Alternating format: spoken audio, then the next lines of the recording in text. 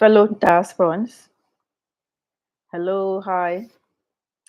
I am shooting this live because I wanted to talk to you about something that's really close to my heart and really love to speak to you about.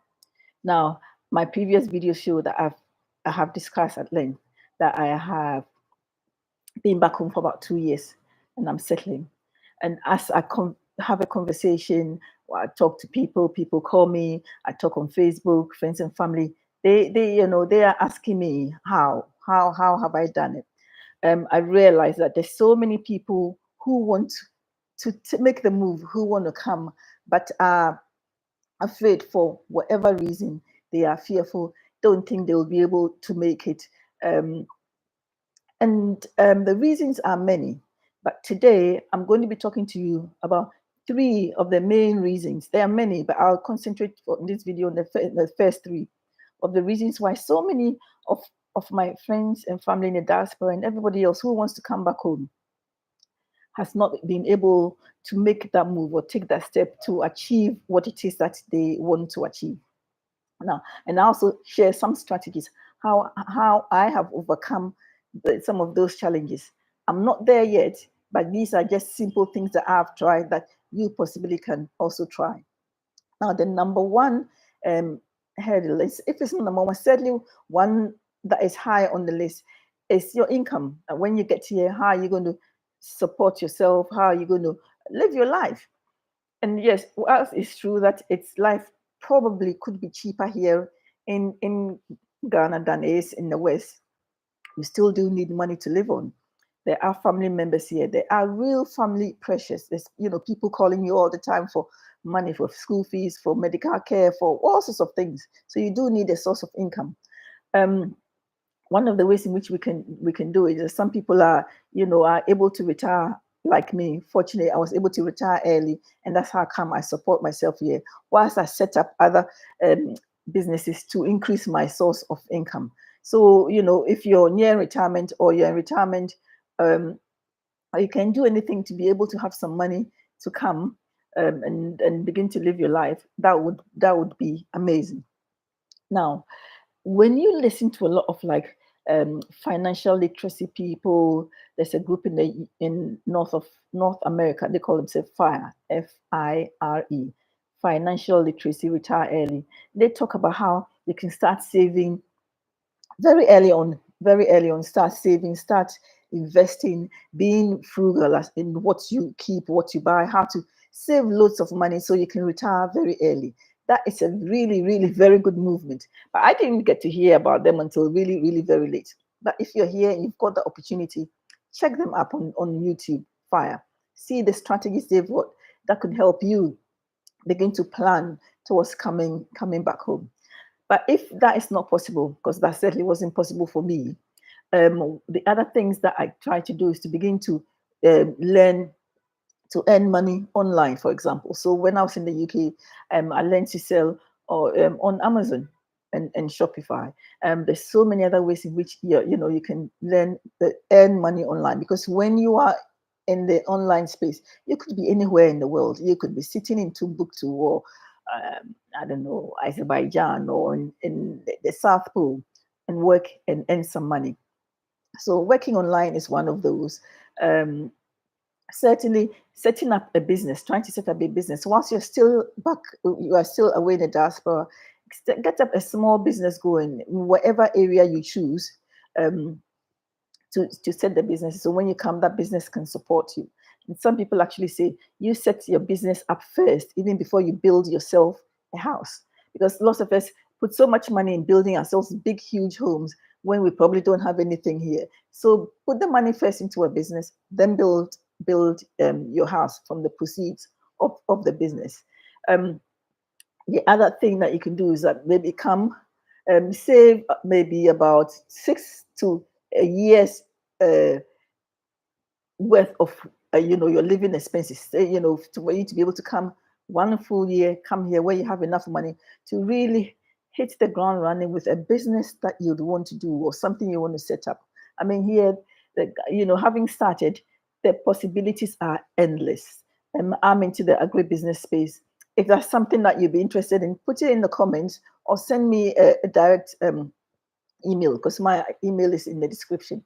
Send me it and I'll tell you what I'm doing in the agri space. Amazing stuff.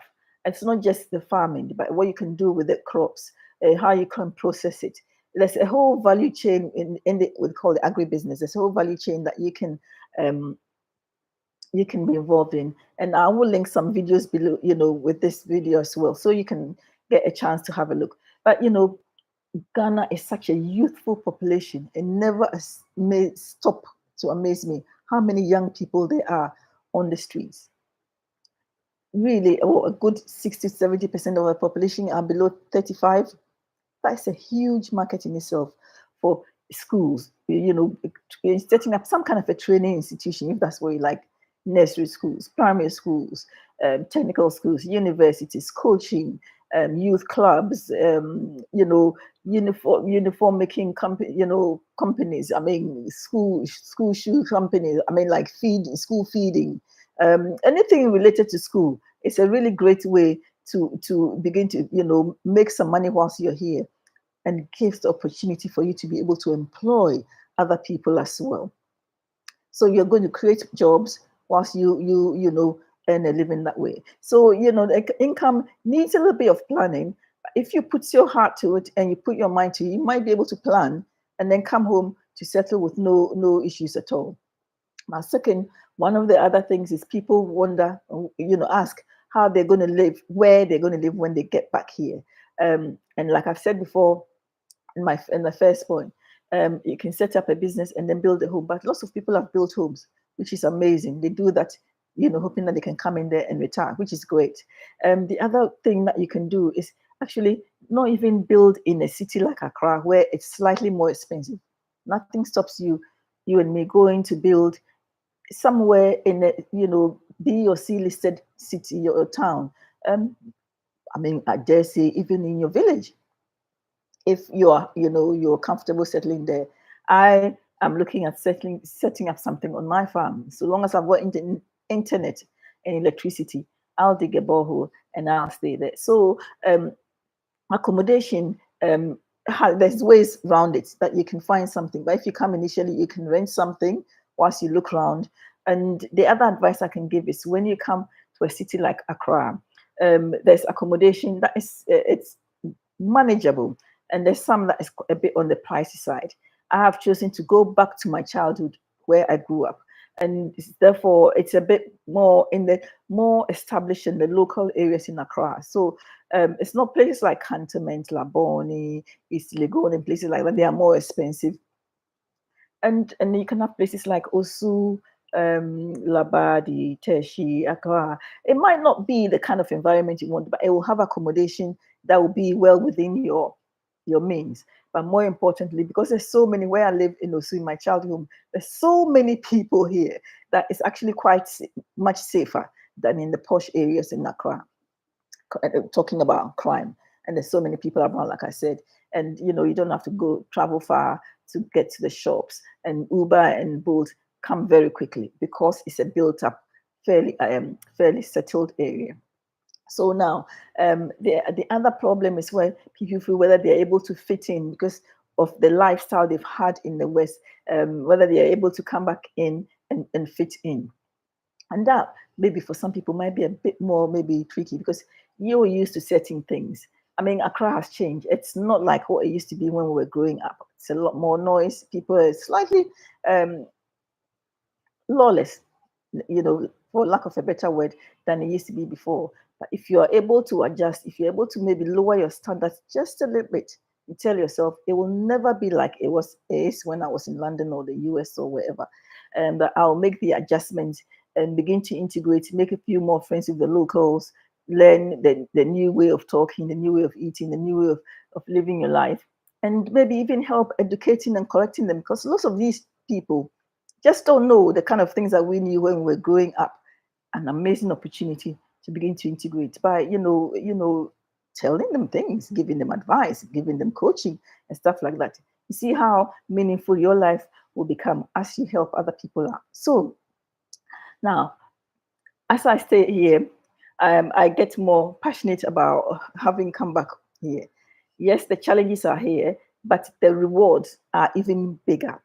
So now, if you feel like this is the kind of things that you want to know and hear about, then consider subscribing to the channel and clicking also on the notification button, because then as I share my daily experiences and what I'm doing, how I'm going about stuff, you get notified. And then when I plan my life like I've done now, you get notified, you can jump on board, because it really is very nice if I've got people here listening so that I don't feel on my own. It really, really will be amazing. So thank you very much. My name is Dr. Evelyn. I forgot to introduce myself, and I am happily settled back in from the diaspora. And I hope that this video helps you. Until the next video, you look after yourself. Bye-bye.